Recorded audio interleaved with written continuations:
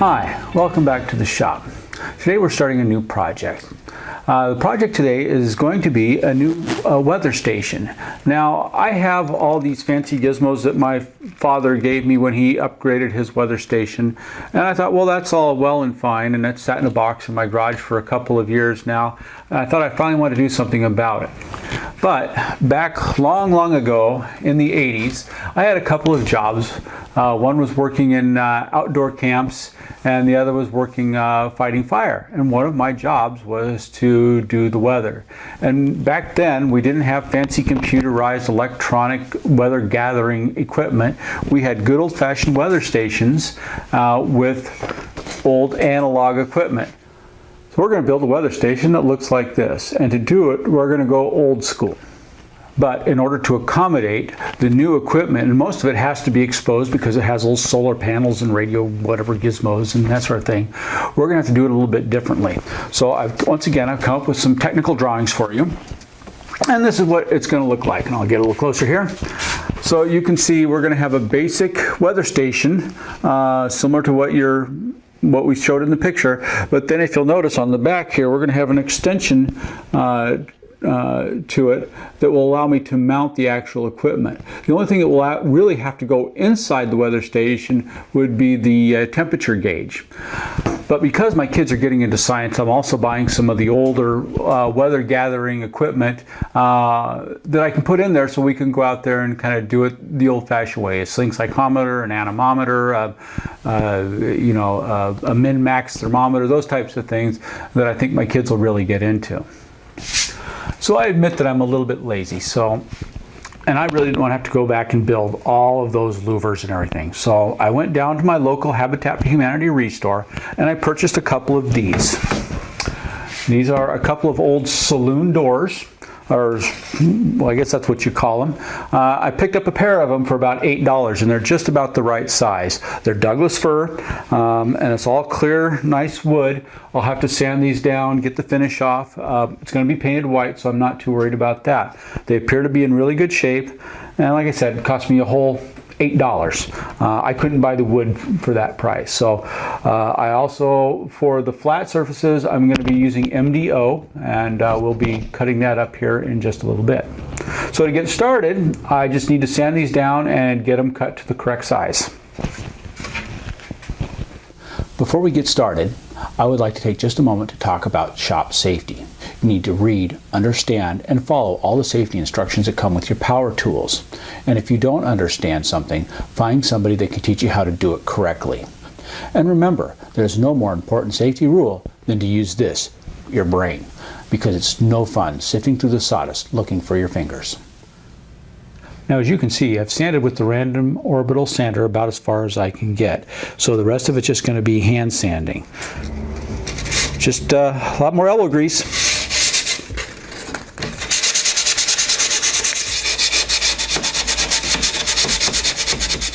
Well, it took several hours, but I'm finally done with the sanding. Now, I didn't take it all the way down to bare wood, but my main goal was just to take the sheen off of it so that it would hold the primer on it.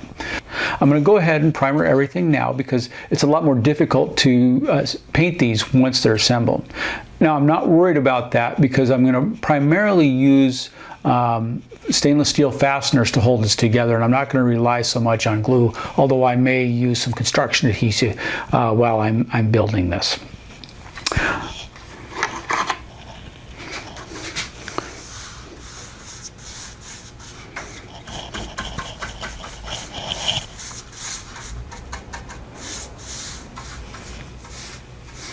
Now I'm just using a 2-inch sash brush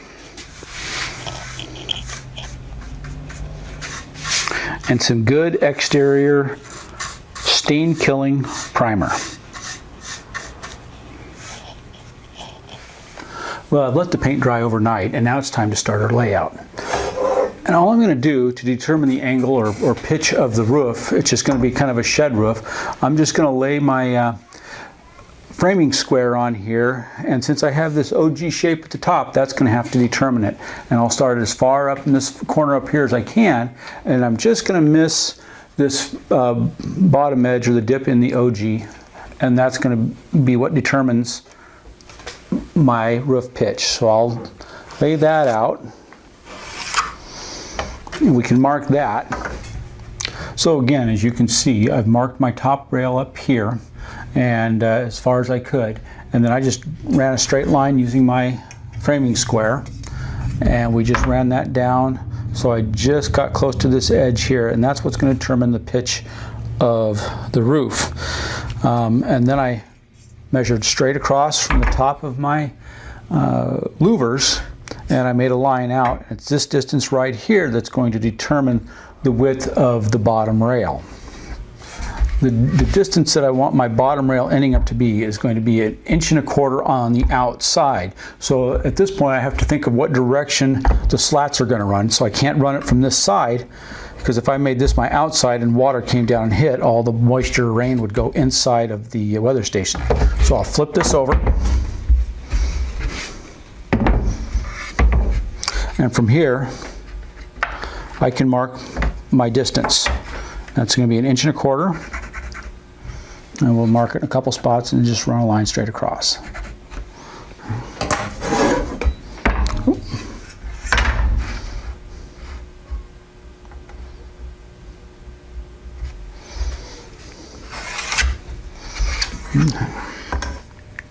To determine the height of the weather station, first thing I did is I came in and I looked, and I knew I had some of these center louvers that were bad. So this one right here is bad, this one right here is bad, and then it looks like this one right here is also bad. So I've got 3 right in the middle that are bad, and I think I can avoid those without any problem. I'm going to come down 15 inches on either side from the top, and I think I can come down 15 inches from this side, and I will miss all 3 of those broken louvers in the center. So let me go ahead and get that marked. Mark 15 that way.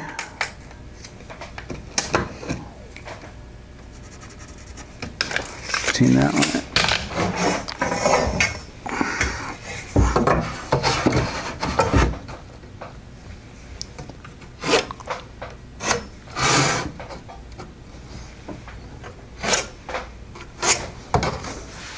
Well, the best laid plans. After I took this over to the table saw, I determined that it was just too wide to really cut safely with the table saw. So I'm just going to use my homemade straight edge and a circular saw. Now, in this case, you see that I've ganged them together. I have both of them on top. The circular saw isn't going to go through both of them, but it will leave a nice clean mark for me to set up on the next level. So I'm just going to go ahead and line this up right with the line. This means for those of you who have a track saw, that makes it a lot easier. And I'll clamp this in place.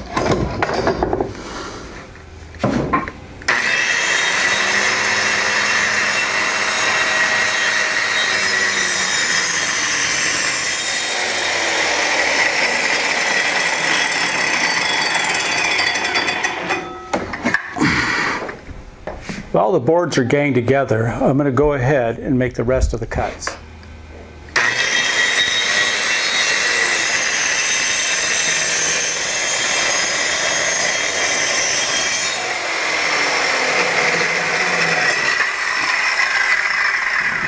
Okay, now we're just going to start the process over on the second one. All I have to do is follow my existing marks, and I've gone ahead and trimmed a small piece of wood that I can fit in the curve. I can just set that up next to it, and that way I know everything will line up perfectly.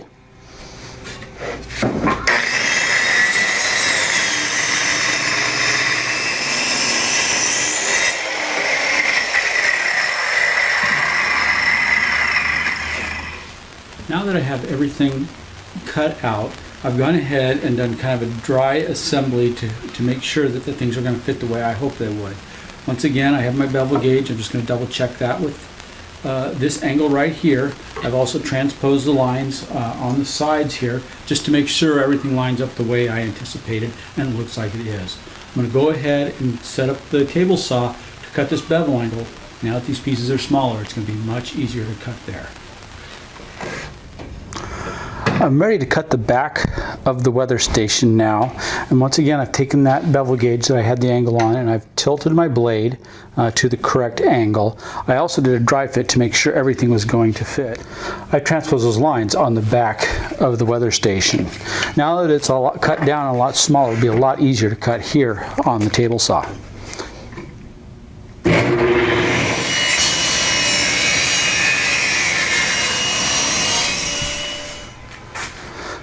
Okay, we're going to go ahead and do a little assembly now. I'll be using a polyurethane glue for the construction. I also have some stainless steel fasteners I'll put in as soon as I get both sides glued on. I've gone ahead and sanded all the primer as best I could off the mating surfaces. And so we'll just join this together.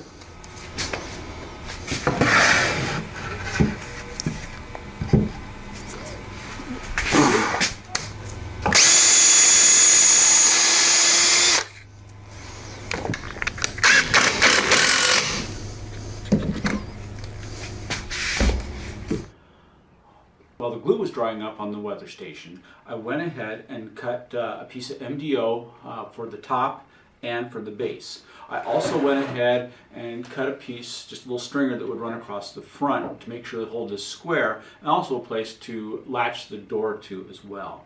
I also took the time to just put a coat of primer on the base and on the top where we're going to be joining them together. So now we can go ahead and attach the weather station to the base as well as attach the top to it and get ready for our final paint job.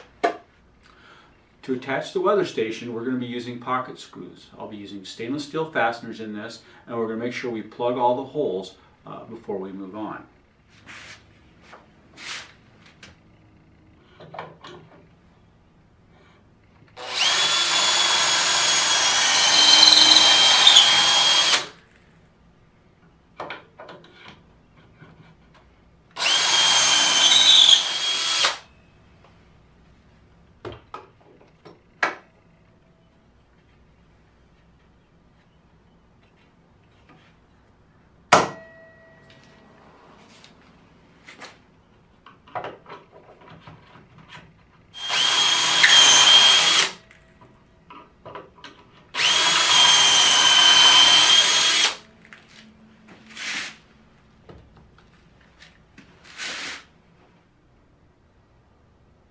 We're ready to attach the top now. As you can see, I have it turned upside down and sitting on the roof. I'll attach that first, and I'll be using some number 8 stainless steel wood screws.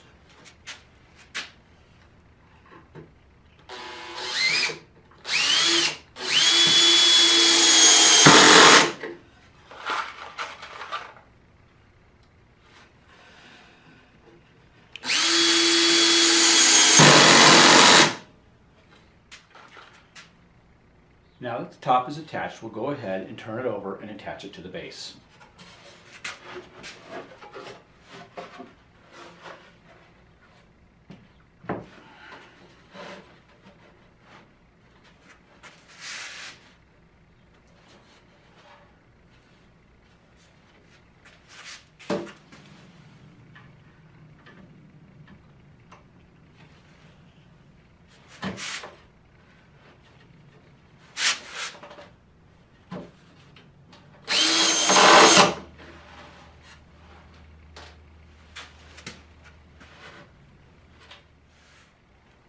To finish this off, we're going to go ahead and plug all the holes with plugs that are provided by the manufacturer. Hopefully you have a good idea of what this project is going to look like at this point. Next time we're going to go ahead and finish the door and get that installed, as well as build the base. Between now and then, I'm going to trim all the plugs flush, sand them, and put at least one more coat of primer on it. I may even have time to get a couple top coats on as well. As usual, if you have any questions, comments, or suggestions, please feel free to email me.